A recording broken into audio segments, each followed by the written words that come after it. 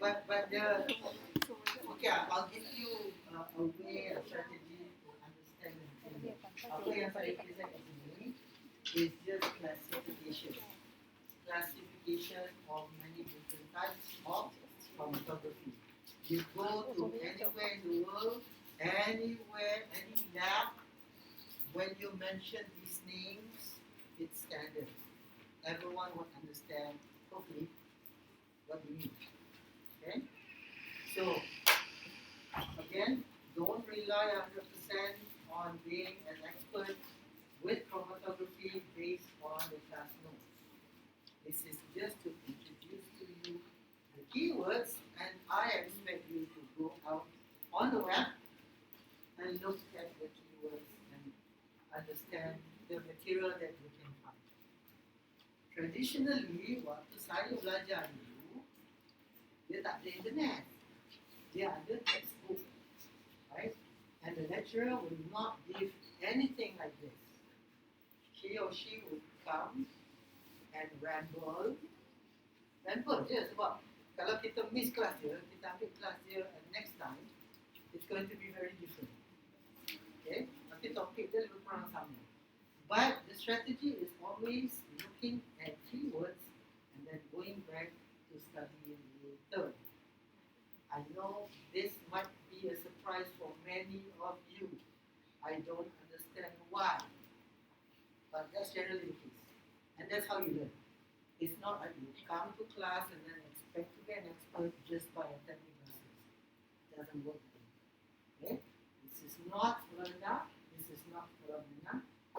And many of the concepts or material that not just me or all lecturers present can be questioned.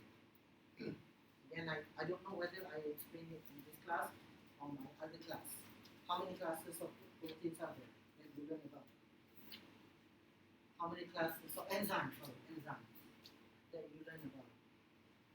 Ada kan dalam biochemistry, you learn about 6 different groups of enzymes, classification of enzymes.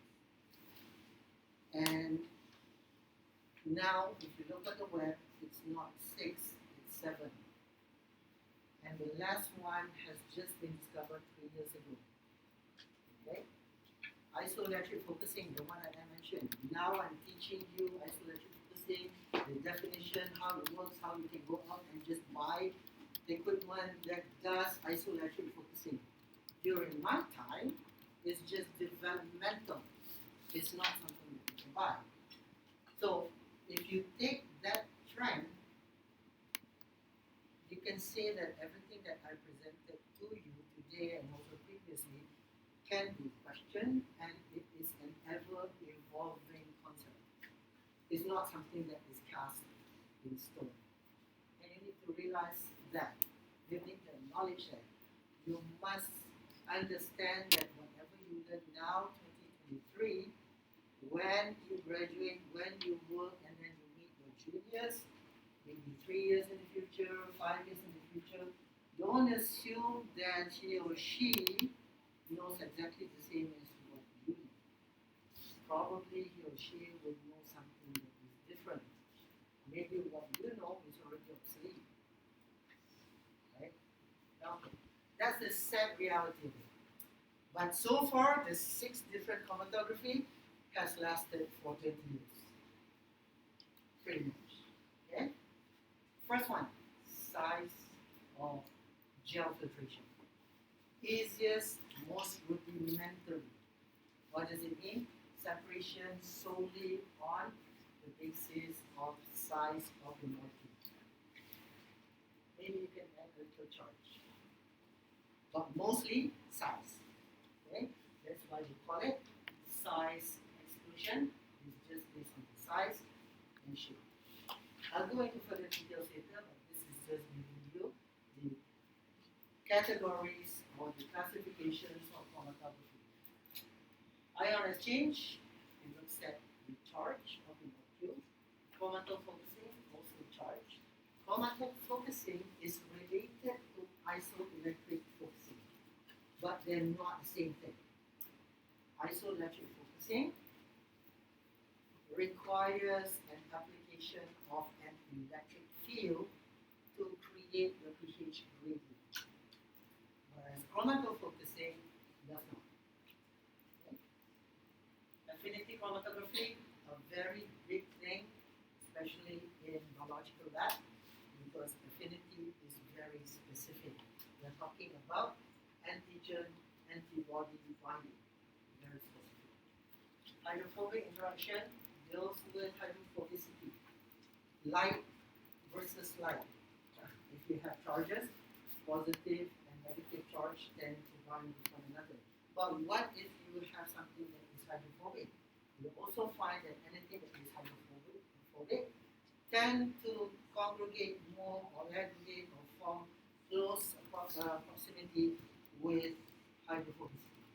And lo and behold, we have hydrophobic interaction chromatography.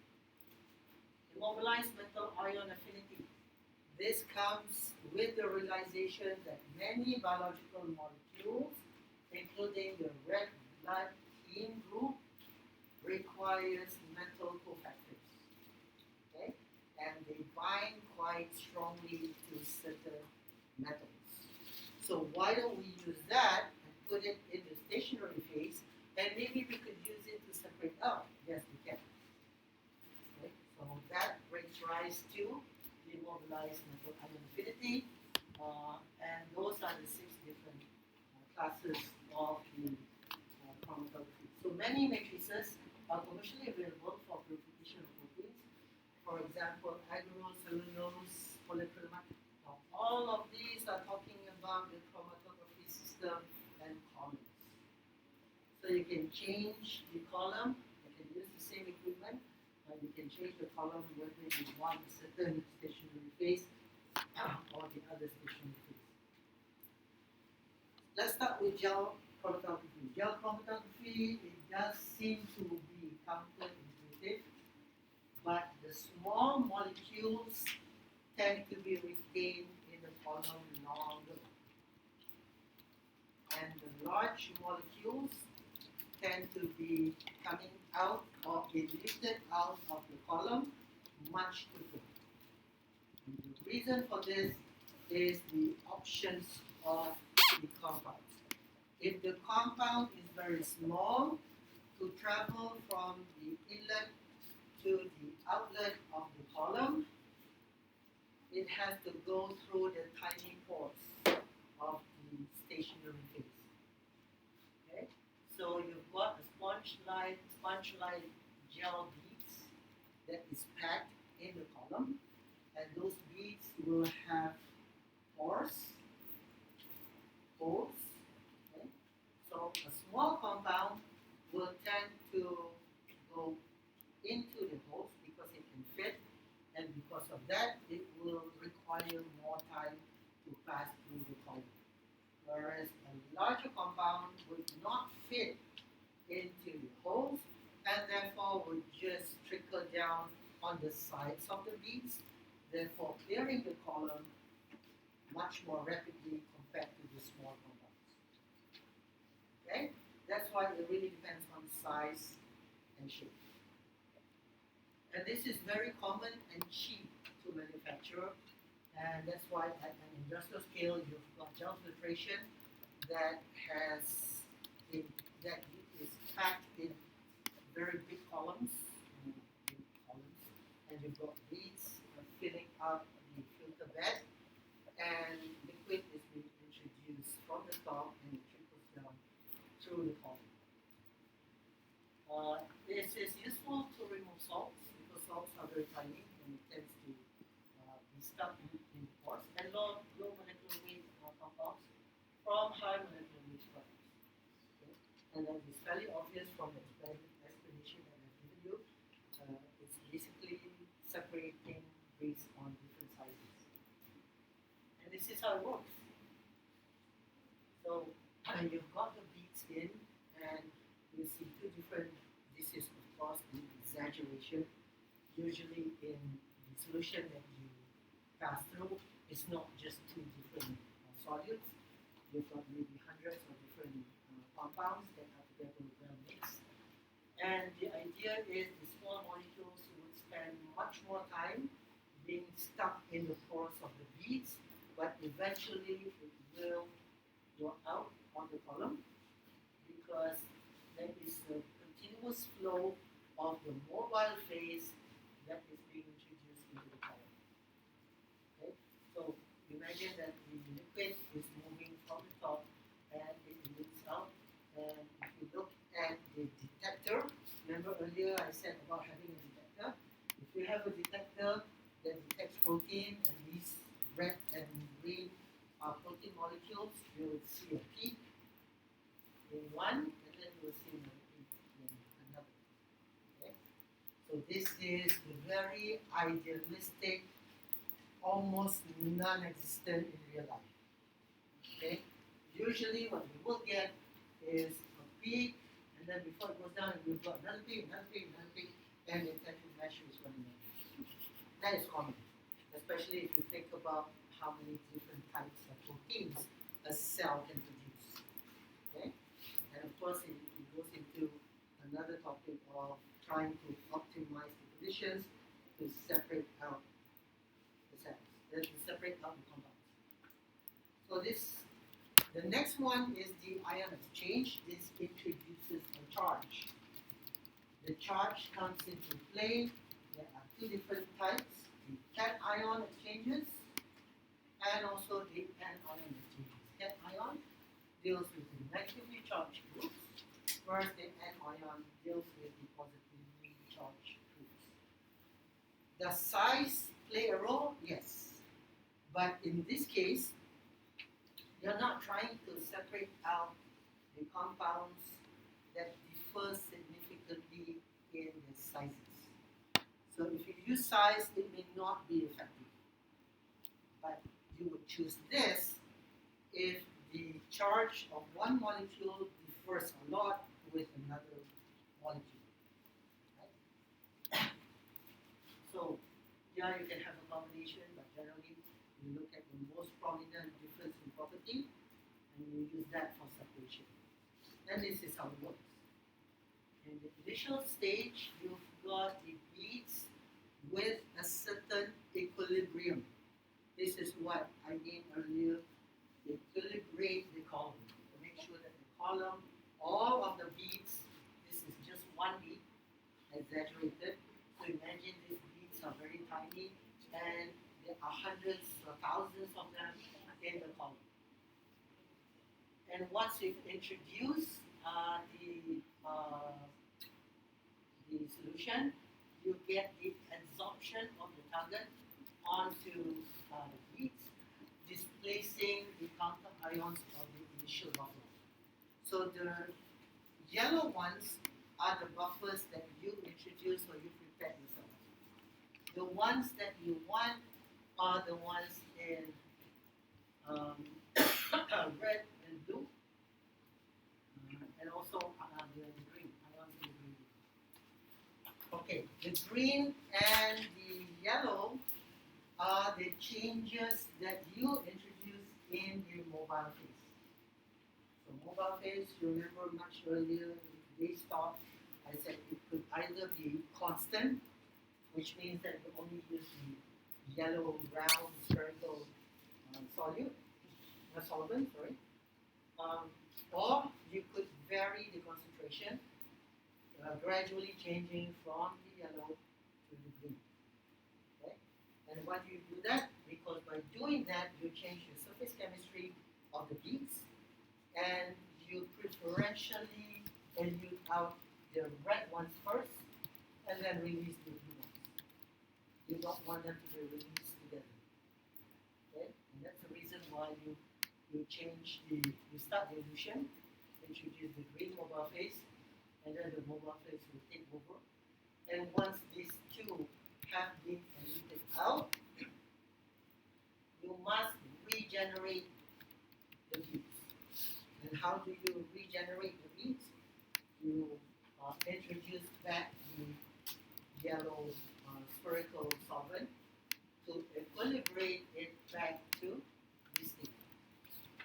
Okay? So generally, it's a cyclic process. Generally, you can run this for as long as the column is not saturated. You know what saturated means? It means that for as long as all of the beads are not in this state, you can continue putting in more of your solution. If all of the beads are in this state, then it will no longer be effective. So you need to regenerate, start over from here, back to the initial stage. Okay? Because this is only a representation of one bead. Imagine if you have thousands of this, there is a point where all of the beads are already saturated like this. That means all of the beads do not have any more binding capacity. If you introduce any more compounds, they're just going to ignore the beads and then be lifted out. That's usually something that you don't want to happen. Because if that happens, then you don't have any separation. Okay? Alright, chromatin focusing. I love this. That's why there's so many types to do. I find that this is very mild. It doesn't change the structure of the protein, and it's so easy to apply. Unfortunately, it's also one of the most difficult. You have it in your nose. I've already updated. Don't worry. Ada kan? Tetap. Ada. I've updated it. What was that? Oh, yeah, it's very expensive. And the reason why it's very expensive is that you need to create a pH gradient.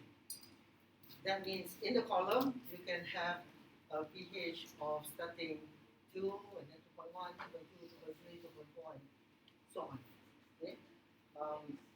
And then you also need to apply high energy fields, high electricity, electromagnetic field, but not in chromatography column. You apply that to isoelectric focusing. That's a gel. That's a different thing. Same concept. Here, the way you change the pH gradient is by changing the aluminum, the mobile phase. Okay? So you can change the pH of the mobile phase. Whereas in a gel, you create the pH gradient based on applying an electrical field.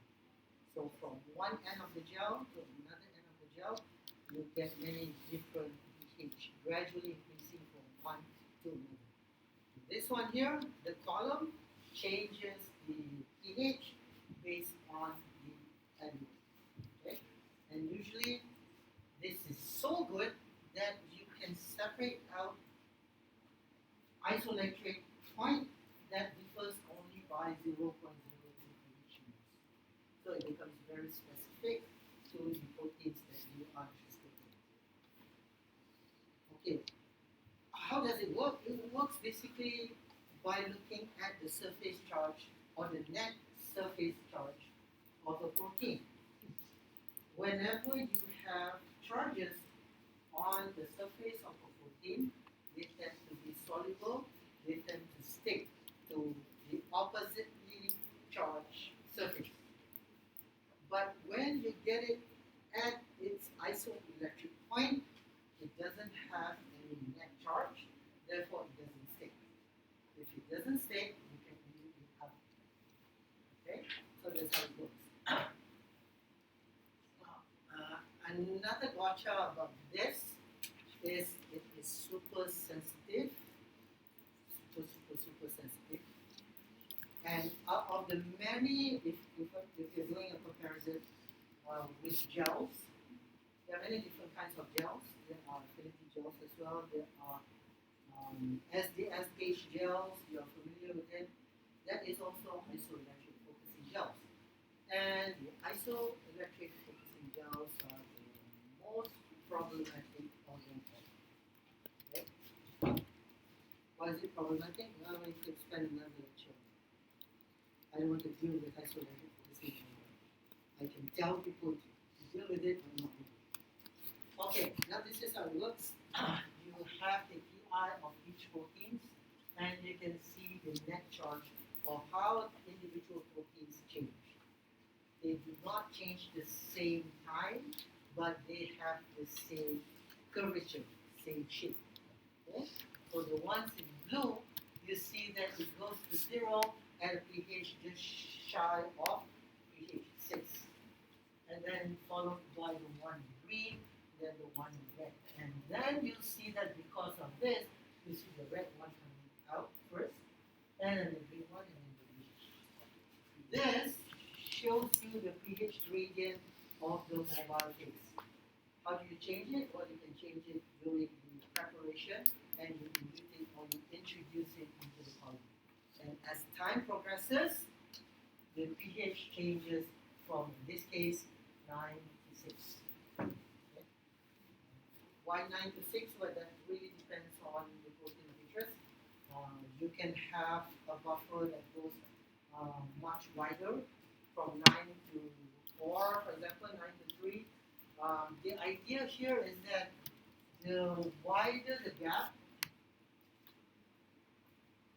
the less resolution you get. Okay? Imagine if you have 9 and 8. That means this gradient would be very long, and you could get individual peaks just based on very tiny changes of the PI values. Okay? PI is short form for isoelectric point of the protein. This one I don't need to explain because there are tons and tons and tons of material. Just type in a handphone and Acute Chromatography. If you go to Inform, there are many research there doing affinity chromatography. It's a favorite for biologists. Why? Because of its specificity. We're talking about antigen-specific antibody. Okay? So, unlike PI, unlike gel exclusion, unlike all of the other chromatography, this is super specific because antigen will only bind with its specific antibody. Okay? So this is not just general antigen with general antibody. This is what kind of antibody versus what kind of antigen. Right? So you can read through this. There's lots of information on this. And there are many different manufacturers offering you different pairs of antigen antibody as well. And this is how it works. Schematically, you can see that this represents the shape of a certain molecule, and you see that the red molecules are the one that fits, and only the red molecules are retained, whereas everything else is deleted out with no proper elution time. So that's another difference as well. With the PI or chromatofocusing, you see that they are eluted depending on the gradient. But in this case, it's like everything else comes out in the soup, and you get the target compound nicely in very high purity. That's why it's a favorite among biologists. There's a lot of pitfalls and problems with it. One of them is generally you tend to have to modify the structure. And the reason for that is the lack of specificity of these compounds commercially. Because let's say that you are dealing with amylase A and you with amylase B, for example. If I'm a manufacturer, I'm not going to tailor make the antigen only for one molecule and then it doesn't fit with another molecule. Right? So a more commercially smart thing to do would be have one general ligand that would bind both, but it does require you to modify this molecule to be able to fit on this. So the gotcha, the challenge should be, once you modify the molecule, this molecule is already compromised as far as structure is concerned. Maybe the function is also compromised. The good thing would be, after you do this, you get it in a very pure state and figure out a way to retain the previous or go back to the previous structure. Because now it's already pure. Okay? These are some of the examples. Antibody, antigen, there's cofactor, enzymes, hormones, and family. Okay, this one is on HIC, hydrophobic interaction chromatography. Forget about all charges, forget about positives, forget about negatives. These are non-charged particles or solute, and they tend to bind with one another. So it's still working on the same selected preferential binding of the HIC onto the stationary case, whereas everything that has charge will reduce out. This is not as specific as affinity chromatography. In fact, none of the other chromatography is as specific as affinity chromatography. Okay? So you will get a family of all hydrophobicity, many different um, extent of hydrophobicity, and they will all yield out at the end with the emission of heat. And finally, this IMAN, immobilized metal affinity chromatography, 1975. 1975 was the concept that was first introduced. Imagine that in 1975, no one has the ability to buy a column like this, but today you can get a column in plastics. Right? And how does it work? Same idea. Our blood has a heme group. Heme group takes what metal? Heme group takes what metal? In your red blood cells? Iron. So the idea is you can have either iron, copper, zinc, nickel. It really depends on what kind of material that you are, what kind of proteins that bind to these cofactors. Okay, it has many different types of columns, as you can imagine. And of course, this is only limited to proteins that have cofactors. If the protein does not bind to any metal, then it's useless. You cannot use it. Okay, but for those that does, then this can be very specific. Some new terms: denticity. Denticity means the how many different types, how many different bonds that are being formed. For example, if you have monodentate, then it binds to a lone pair on a single atom. If you have bidentate, that means there are two binding sites. If you have tridentate, then three. Tetradentate means four. Stronger bond, stronger attachment to the molecule. And this is how it works conceptually. So here you can see that you've got two binding that is happening on a single molecule. Okay, so this is the protein, and you've got two binding sites. So this will be a bidentate.